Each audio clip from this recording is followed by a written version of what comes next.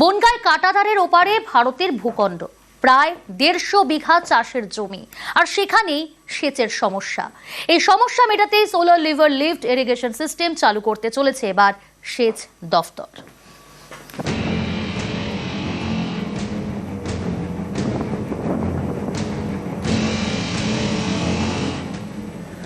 উত্তর 24 পরগনার বনগাঁ ভারত বাংলাদেশ সীমান্ত।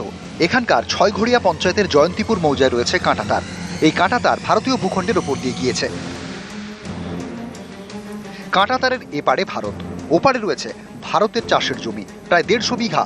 সেই চাষের জমিতে জলের সমস্যা। এর জেরে সমস্যায় জয়ন্তীপুর মৌজার বহু কৃষক। সেচ দপ্তরের দাবি এই সমস্যা মেটাতে চালু করা হবে solar river lift irrigation system. এই প্রক্রিয়ায় নদী থেকে জল তুলে চাষ করা যায়। কয়েক মাসের মধ্যেই সিস্টেম চালু করা হবে বলে দাবি পঞ্চায়েতের। এই সীমান্ত এলাকায় জয়ন্তীপুর মৌজার যে চাষিরা, তারা দীর্ঘদিন ধরে একটা সমস্যায় ভুগতে, আমরা একটা প্রপোজাল পাঠিয়েছিলাম আমরা এগ্রো মেকানিক্যালের কাছে, যে এখানে একটা মিনি RLI করা হোক সোলার সিস্টেমে, সৌর বিদ্যুৎ চালিত। প্রায় 24 লক্ষ টাকা ব্যয়ে এই প্রকল্পটি হবে। কাঁটাতার পেরিয়ে চাষ করতে হলে BSF এর কাছে পরিচয়পত্র জমা দিয়ে যেতে হয়।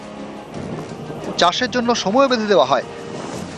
কৃষকদের দাবি এই অল্প সময়ে জল বয়ে নিয়ে গিয়ে সেচের কাজ করা যায় না, ফলে কয়েক বছর ধরে পুরোপুরি বন্ধ চাষের কাজ। সেচ দপ্তর পদক্ষেপ করলে এই সমস্যা মিটবে বলে আশাবাদী কৃষকরা।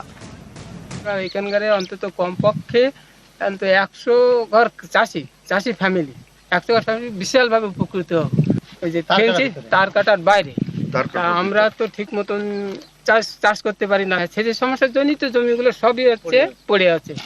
এই জন্য মুখ্যমন্ত্রীকে আমরা বিশেষভাবে আমাদের আন্তরিকতা থেকে ধন্যবাদ জানাচ্ছি। উত্তর 24 পরগনার বনগাঁ থেকে অনিরুদ্ধ কীর্তনিয়া, নিউজ 18 বাংলা।